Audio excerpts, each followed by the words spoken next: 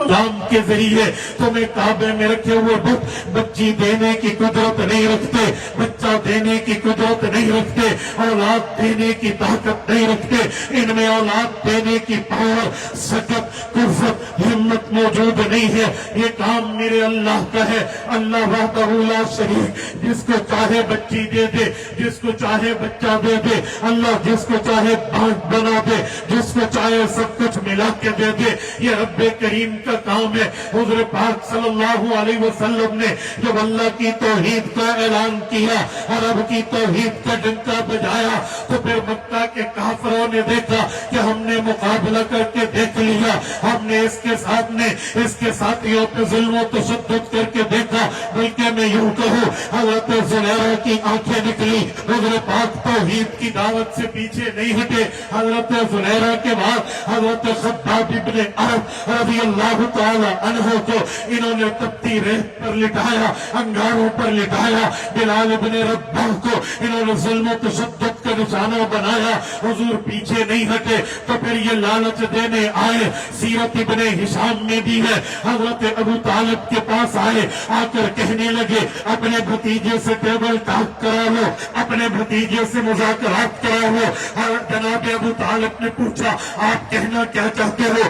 کہ وہ ہمارے بتوں کی مخالفت چھوڑ دے، یا کم از کم 1 سال تک چھوڑ دے، ہم اس کے خدا کو مانتے ہیں، اس کے بدلے میں یہ کوئی حسینہ جمیلہ عورت چاہتا ہے ہم وہ دینے کے لیے تیار ہیں، یہ دولت چاہتا ہے قدموں پہ ڈھیر لگانے کے لیے تیار ہے، یہ حکومت چاہتا ہے اپنے سر پہ حکومت دینے پہ تیار ہے، لیکن توحید پر کمپرومائز کرنا ہوگا۔ میرے پاک پیغمبر نے جو جواب دیا تھا، جناب ابو طالب آئے ہیں، یہ آفر پیش کی ہے۔ حضور پاک نے پوچھا چچا جان اس کے بدلے میں مجھے کیا کھونا ہوگا؟ وہ کہتے ہیں وہ تمہارے دین کو مانیں گے، 1 سال تک تم چپ ہو جانا۔ حضور پاک علیہ السلام نے پوچھا وہ کیسا دین مانیں گے؟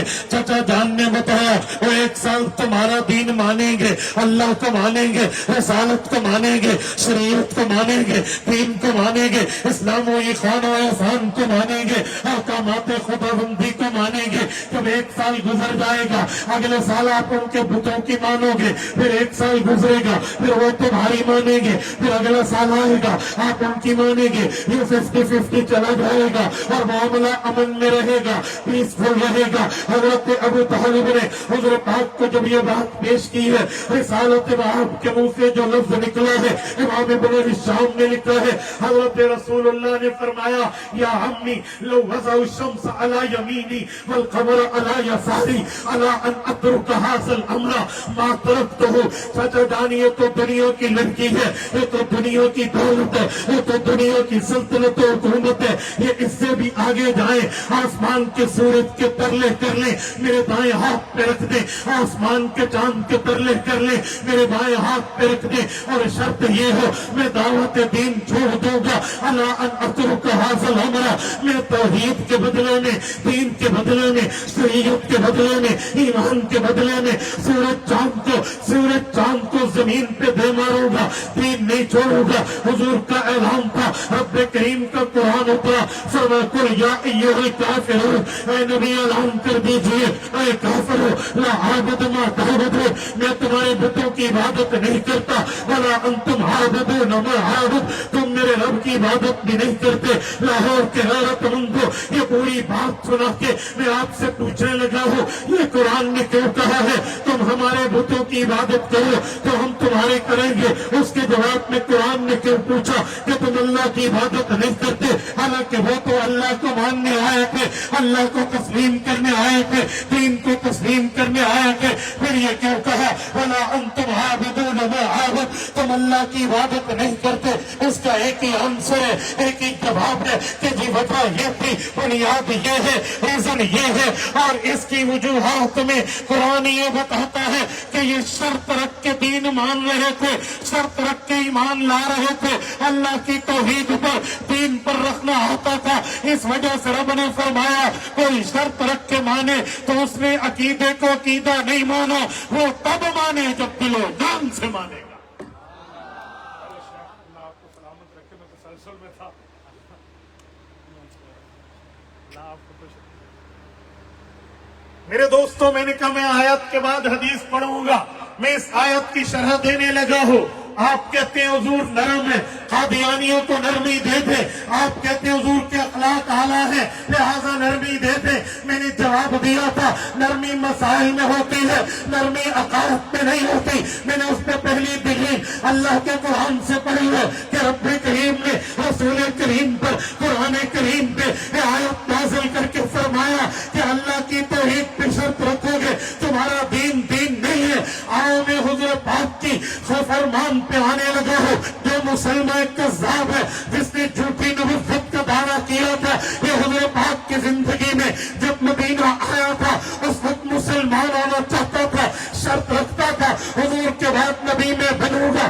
اس کی شرط یہ تھی حضور کے بعد رسالت مجھے ملے گی۔ جب یہ مدینہ آیا وفد کی شکل میں آیا، وفد بنو حنیفہ پہنچا۔ صحیح بخاری جلد نمبر 2 کتاب المغازی میں ہے، حضرت عبداللہ بن عباس رضی اللہ عنہما راوی ہے۔ یہ آیا تھا، اس نے حضور پاک سے کہا تھا میں وہاں بنو حنیفہ سے چل کے مدینہ آیا، میں ایمان لاتا ہوں، دین مانتا ہوں، شریعت مانتا ہوں، توحید مانتا ہوں، رسالت مانتا ہوں، بس آپ مجھے میری فیملی، مجھے میرے خاندان، مجھے میرے رشتہ داران و عزیزان کا نبی بنا دے۔ حضور پاک نے فرمایا نہیں۔ اس نے کہا چلو مجھے اپنے گھر کا آپ نے بات نبی بنا دے۔ فرماتے ہیں عبداللہ بن عباس فی یدہ جریدہ فہو ینکب، حضور پاک کے ہاتھ میں چھڑی مبارک تھی، حضور پاک زمین کو کھود رہے تھے، اس سے بات کر رہے تھے۔ جب اس نے کہا کہ صرف مجھے اپنے خاندان، اپنے گھر والوں کا نبی بنا دے، تو رسالت مآب علیہ السلام نے فرمایا مسلمان اگر ختم نبوت کے انکار پہ تو ایمان لانے کی بات کرتا ہے، نبوت کو تو چھوڑو، اس شرط پہ کہ انکار ہو ختم نبوت کا تو یہ چھڑی بھی مانگے گا تو چھڑی بھی تمہیں نہیں دوں۔ میں پوچھ سکتا ہوں، رسالت مآب کا تو اعلان ہے من کان منکم یؤمن باللہ والیوم الآخر فلیکرم ضیفہ، تم میں ایمان رکھنے والا مہمان کا اکرام کرے۔ مسلمان تو بطور مہمان آیا ہوا تھا، وہ تو آفر لا رہا تھا، وہ تو یہ چاہ رہا تھا میں مہمان ہوں۔ حضور پاک مدینہ میں میزبان ہے تو میزبان تو مہمان کا اکرام کرتا ہے، لیکن پتہ چلا جب ختم نبوت کا ڈاکو بن کے آئے گا کوئی مہمان نہیں ہے، کوئی احترام نہیں۔ ابھی بھی مجھے کہہ دیا جائے آپ نرمی کیوں نہیں کرتے، ابھی بھی ہمیں کہہ دیا جائے آپ گنجائش کیوں نہیں دیتے، آپ اسپیس کیوں نہیں دیتے۔ لوگوں، مولوی دین بناتا نہیں ہے، عالم دین بناتا ہے۔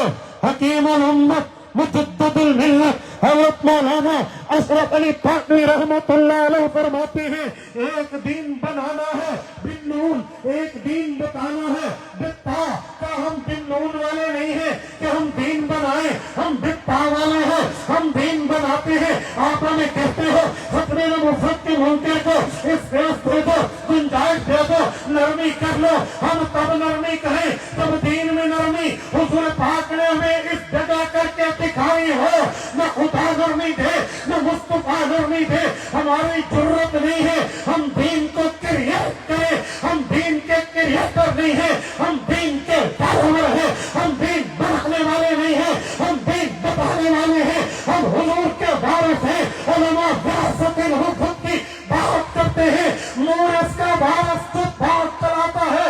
اگر والد نے وراثت میں زمین چھوڑی، بیٹے کو زمین ملے گی، کاروبار چھوڑا کاروبار ملے گا، وراثت میں کچھ اور چھوڑا وہی ملے گا، جو مورث چھوڑے گا وہ وارث کو ملے گا۔ مورث رسول اللہ صلی اللہ علیہ وسلم کی ذات ہے، العلماء ورثۃ الانبیاء، علماء انبیاء کے وارث ہیں۔ ہم تو وہی کچھ بتائیں گے، سنائیں گے، سمجھائیں گے، دکھائیں گے، لکھیں گے، لکھوائیں گے، ظاہر کریں گے، کرائیں گے، اور کھل کے کریں گے۔